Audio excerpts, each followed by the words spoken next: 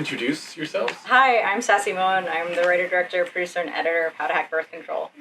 I'm Xanthe Paige, and I played Ruth, the narrator. And she's Australian. And I'm Australian. You would never know. Absolutely delightful. I think the comedy is excellent. I'm a huge supporter of birth control. But just the way you did it. I'm sure the obvious question is the inspiration behind it. I do a lot of social media commercials, and a lot of them are like hack commercials. The one day I was like, what if I used all these techniques I use for commercials for good instead of promoting brands? And I just came up with How to Hack Birth Control because it's something that is very important for women to know. I've had countless friends make decisions that they didn't have to make had they had the information. Somehow I've just accumulated these facts over the years, and then I just put it into a script, and I just really want to bring this to the world, especially right now when with everything going on. We know there's governors in the South saying that contraception's next. I mean, but the cool thing is that abortion pills and birth control are readily available in other states that you can order from states that's illegal, like California. And even Joe Biden is about to sign into a law to make it easier for people in states that don't have access to it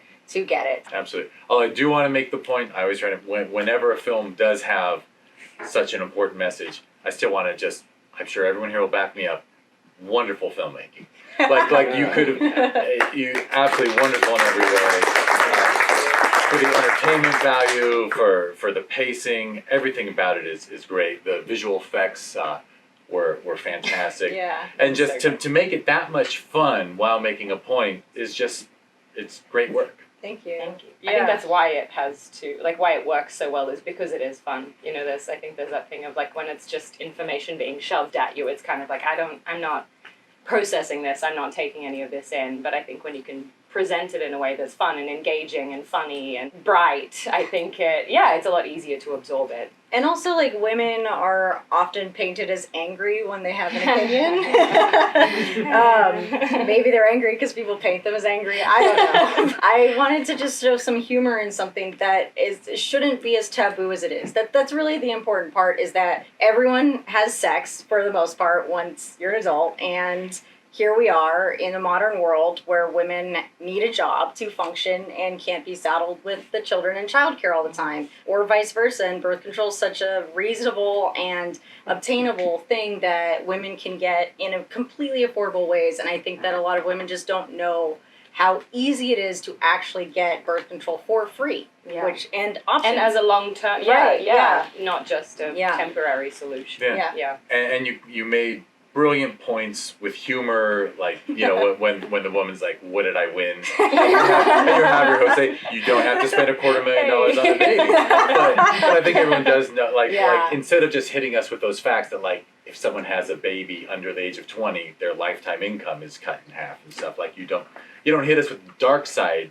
Yeah. But you give it to us anyway. The true story of the inspiration beyond the social media stuff is that I had a friend who had to get an abortion because she didn't know the facts, which was crazy to me. She was in a manipulative, abusive relationship and went off the patch, and she didn't know there was other options for her, and she ended up getting pregnant and needing an abortion. Came to me afterwards, I was like, dude, you could have just gone to Planned Parenthood and gotten it for free. And she's like, what, I can do that? And I said, yes, you can. It's quite easy. I remember trying to access Plan B. Yeah.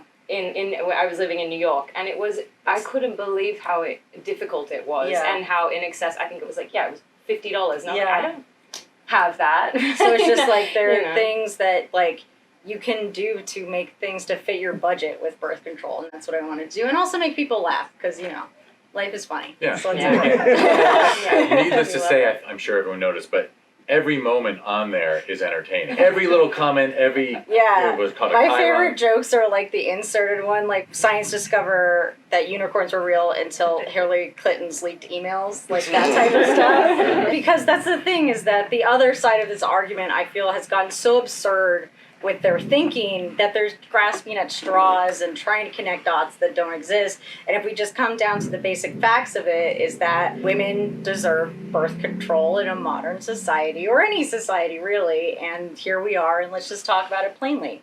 Yes. Yeah. Yeah. With a joke, too.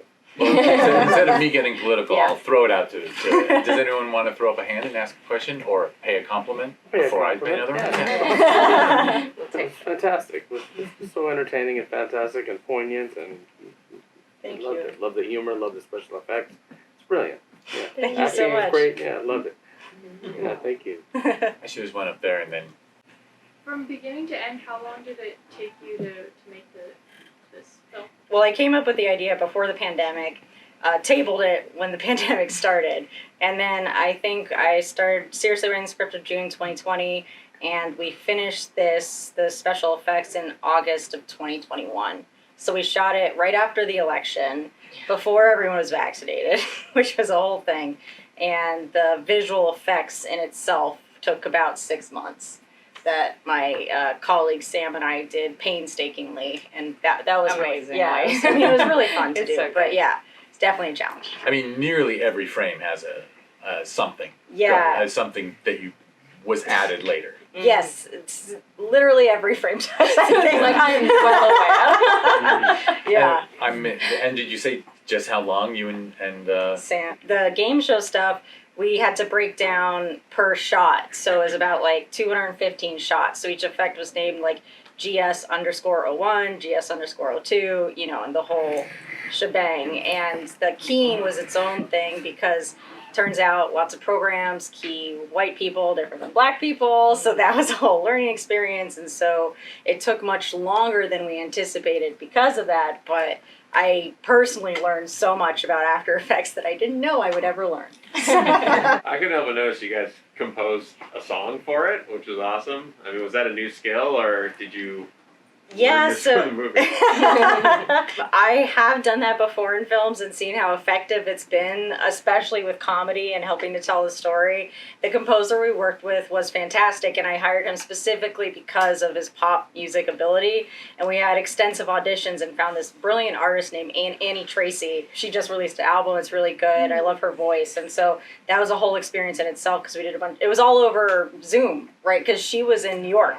And Alex, the composer, was in Baltimore. And so we were just having like Zoom rehearsals and workshopping the lyrics and stuff. I mean, thank you to Alex. That it was a great experience.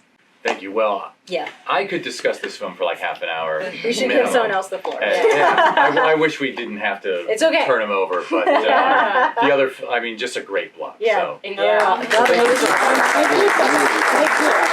Thank you.